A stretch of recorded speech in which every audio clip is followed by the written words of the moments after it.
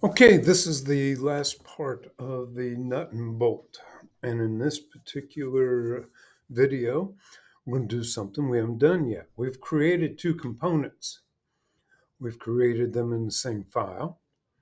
Like I said earlier, it's not what I normally do. I like to keep them in separate files, but this will work. And if you look at the browser, this is a completed model. I've got a new section here, joints.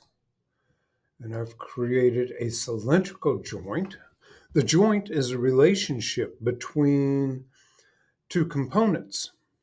In this particular case, between the bolt and the nut. It'll define the motion, the movement. In this particular case, we use cylindrical. Cylindrical will allow for a slide motion up and down an axis. It will also allow for a rotation around the same axis. This particular case, we're going vertical, so the axis will be represented by the shaft of the bolt. The nut will slide up and down that bolt, as well as rotate around the bolt shaft. Uh, if I just animate the joint, actually that's not going to do anything because there's nothing set because I have a motion link with it. Let's animate the motion link. The motion link allows me some additional controls over this particular cylindrical joint. It lets me control, so cylindrical one is the slide, the distance it will move with every rotation of the nut. So I've set it to 1.5 millimeters. That sounds familiar, doesn't it? The threads were 1.5 millimeters. Let's animate. And it moves the nut up and down the bolt, rotating. All right, let's go ahead and add a joint to our design. So here's where we left it. I've got my two components. All right, I've got the overall design. Let's go assemble and joint. Assemble and joint. Component one is going to be my component that moves. I'm going to select the nut. And now what I have to do is select the snap point. Where is that nut going to join up with the bolt? I'm going to end up, the center of the opening of my nut is going to join up with the bottom, the center of the bottom of my bolt. So I'm going to hide the bolt for a second. And I want the center of that opening. Now, if I hover on this edge, I can see that center point. I can't get to it though. So let's go back, hover on the edge. There's the center. If I hold the control key, I can slide over and select the center. All right, so that's selected. Let's bring the bolt back where I can see it. I'm going to go to the center of the bottom of my bolt. Now that is not an open space, so I can just slide right over and select that.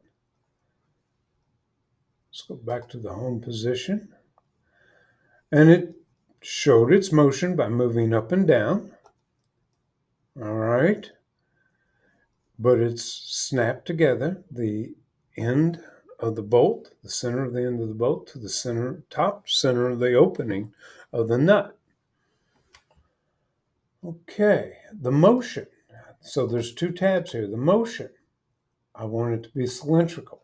Probably came up rigid. I've already done this. So it came up cylindrical.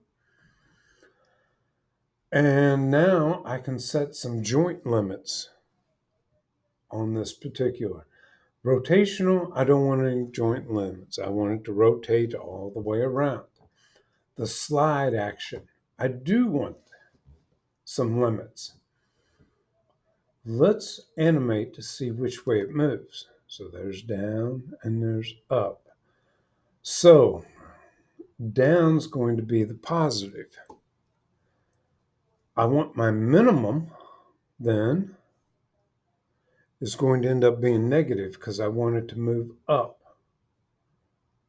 The maximum will be 0 because that's right there. It's ground zero. That's where we're starting. Let's set a minimum. Let's go negative 30. We'll see what that looks like. Let's go negative 36 maybe. Oh, look at that. It goes up to the top. That's right. We set our threads to be 36 millimeters high, didn't we? Minimum will be 0. So let's animate that and see what we have.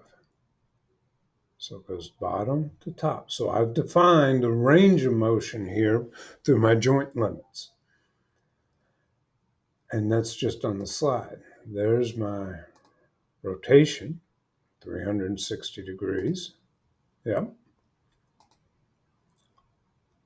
All right, that looks good.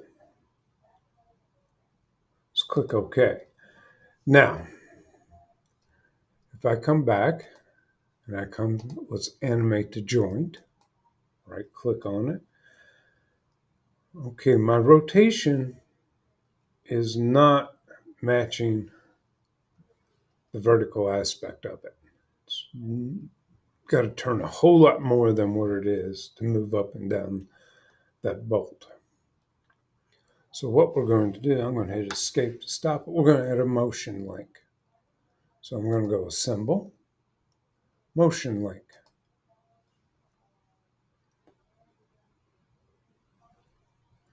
I'm going to link with the same joint. Okay, so my link is linked with the same joint. I'm going to set my distance to be 1.5 on the slide. So for every rotation, I should get a 1.5 millimeter motion. Let's click OK. Now, there's let's edit feature, animate.